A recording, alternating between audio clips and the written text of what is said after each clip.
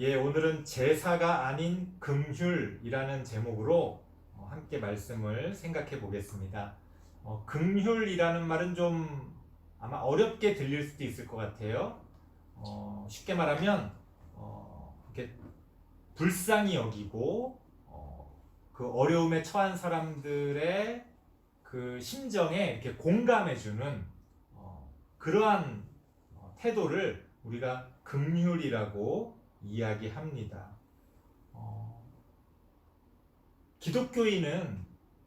기독교인으로서 어떤 신앙의 모습을 보여주어야 할까? 사실 항상 이것이 고민입니다. 왜냐하면 이래야 된다, 저래야 된다, 이게 중요하다, 저게 중요하다. 많은 사람들이 다양한 이야기들을 쏟아냅니다. 각각의 취향과 또 성격에 따라 달라질 수 있죠. 예를 들어서 어떤 사람은 기도하는 걸 아주 좋아할 수 있어요. 아마 대부분의 친구들은 기도하는 게 뭐 그렇게 좋을까? 기도할 게 뭐가 그렇게 있어? 이렇게 생각하기 쉽지만 목사님 어렸을 때, 그러니까 여러분들 나이 때는요, 막 산에 가가지고 막 몇 시간씩 기도하고 막 그랬던 기억이 납니다. 물론 뭐 했던 말 또 하기도 하고, 뭐 딴 생각할 때도 있고 그렇겠지만 나름 열심히 그렇게 기도했던 그런 시간들도 있었습니다. 자, 어떤 사람들에게는 기도하는 게 아주 즐겁답니다.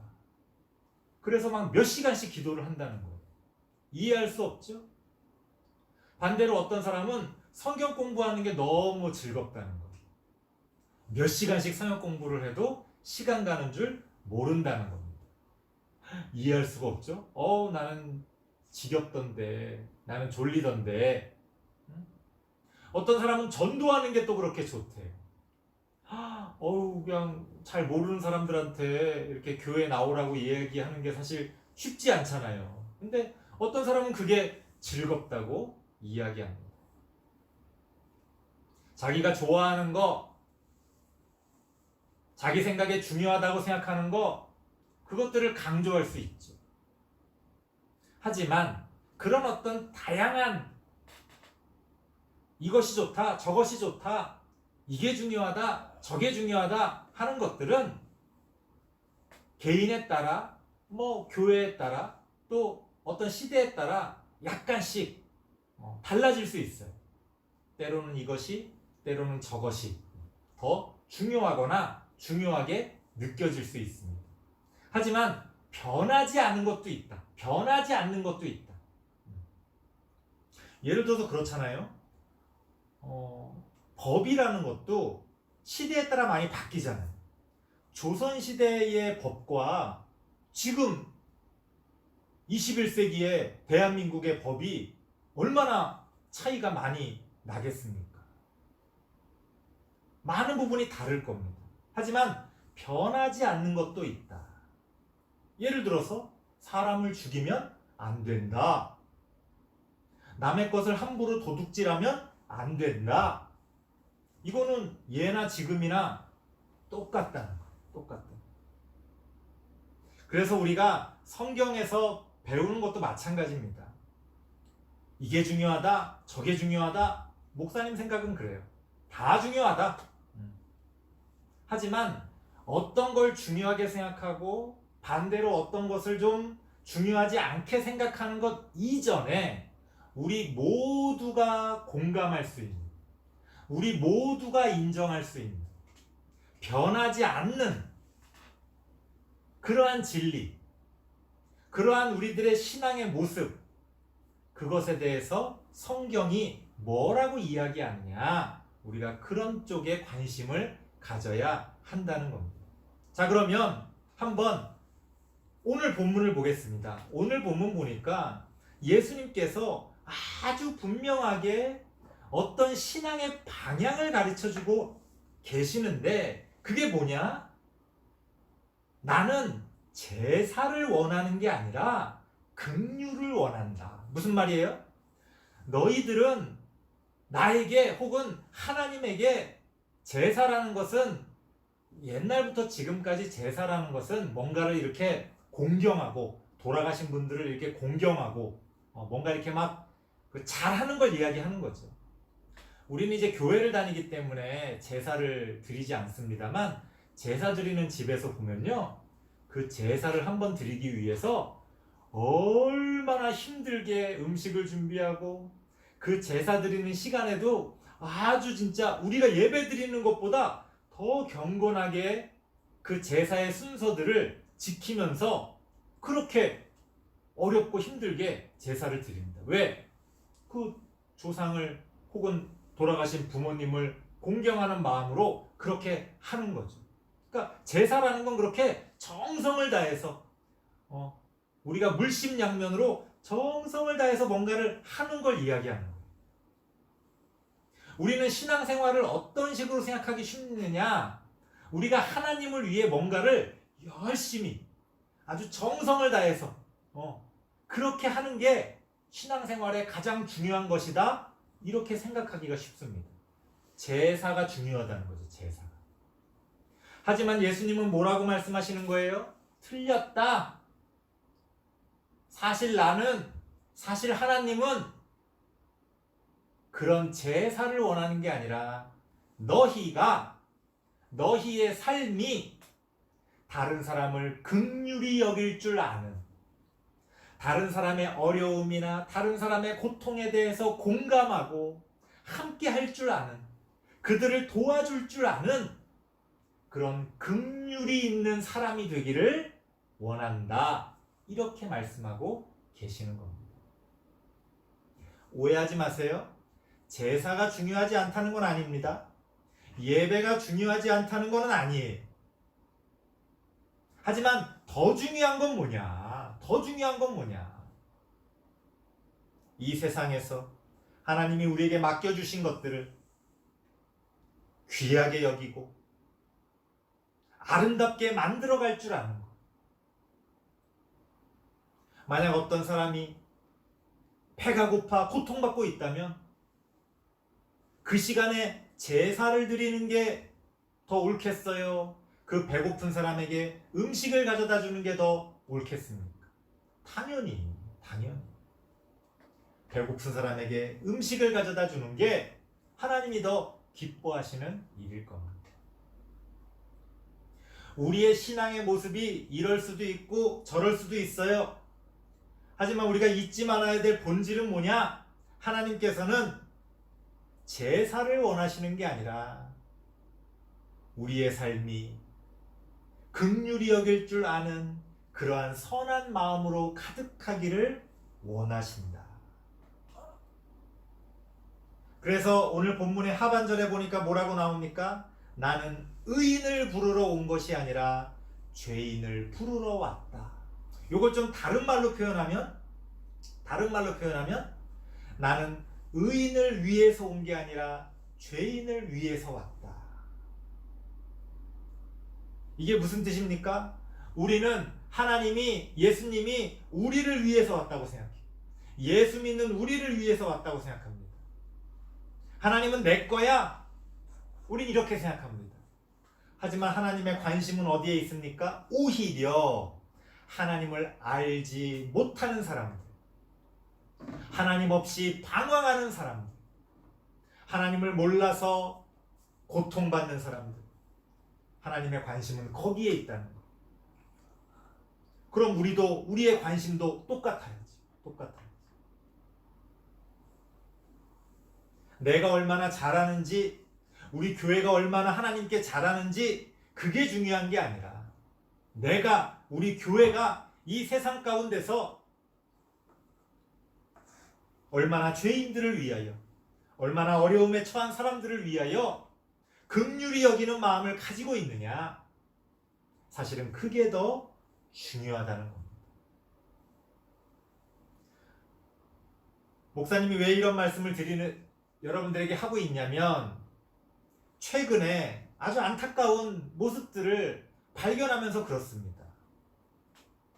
코로나19가 최근에 막 확산되는 중심에 일부 교회들이 안타깝지만 그런 잘못된 그런 방역에 대한 태도들 때문에 지금 이렇게 확산되는 것에 책임을 가지고 있습니다. 그래서 지금 세상 사람들이 교회에 대해서, 교회 다니는 사람들에 대해서 막 싸잡아서 욕을 하고 비난을 합니다. 할 말 없죠 뭐. 우리 교회는 안 그러지만 우리는 열심히 잘 방역 수칙을 지키고 조심했지만 어쨌든 이렇든 저렇든 안 그런 교회들이 있었기 때문에 우리도 같은 책임을 질 수밖에 없죠. 내가 전혀 모르는 사람일지라도 한국 사람이 외국에 나가서 잘못해서 한국이 욕먹으면 같이 욕먹는 거잖아요. 어쩔 수 없죠. 하지만 그 교회들이 이렇게 지금 코로나19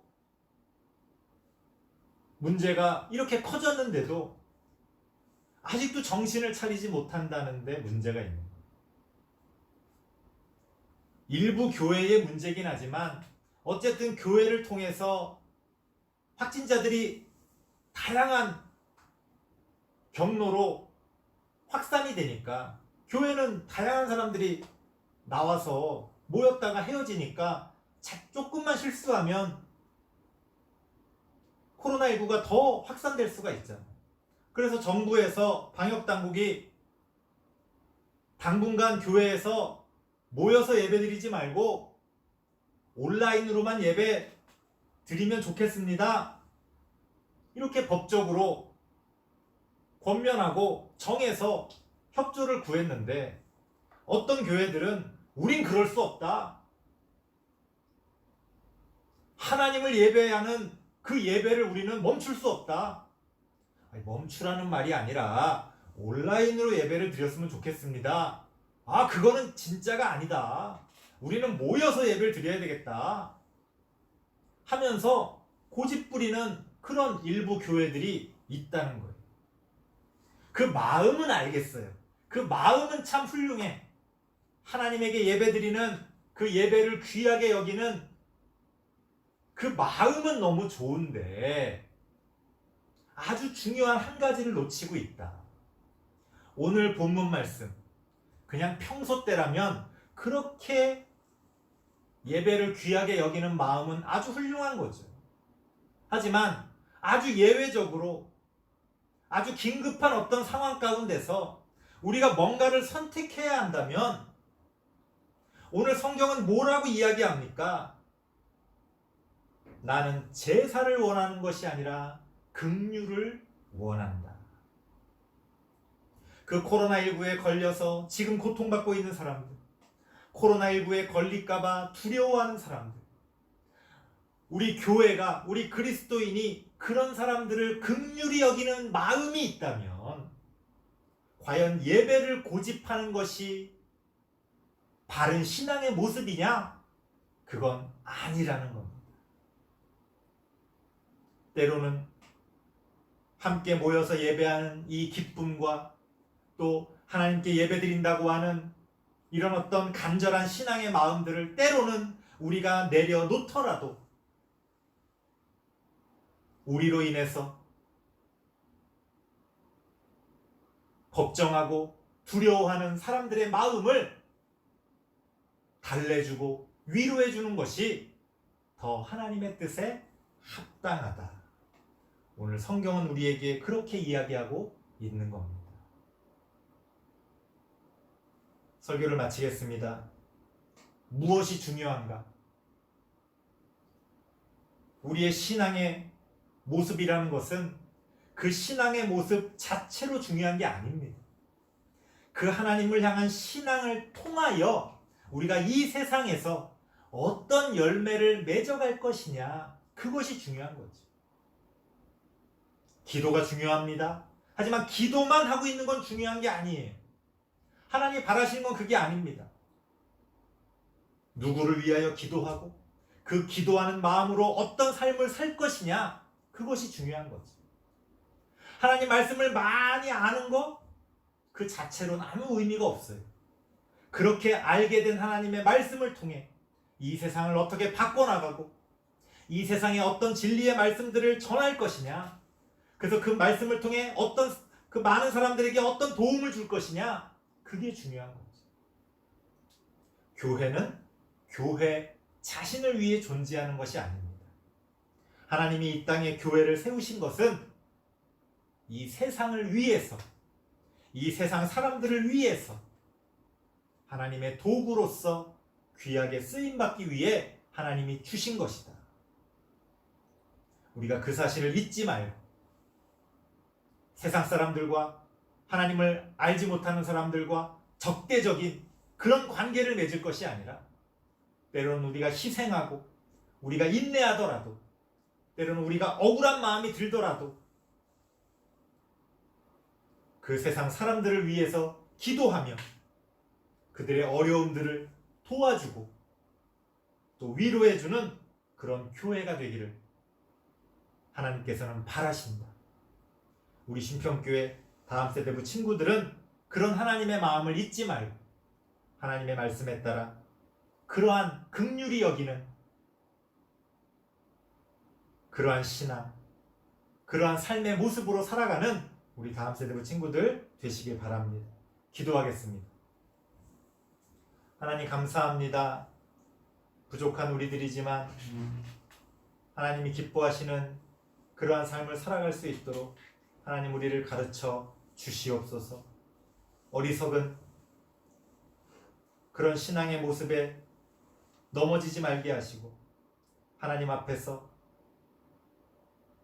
올바른 신앙의 모습을 바르게 세워갈 수 있는 우리가 되어질 수 있도록 하나님 도와 주시옵소서. 예수님의 이름으로 기도드리옵나이다. 아멘.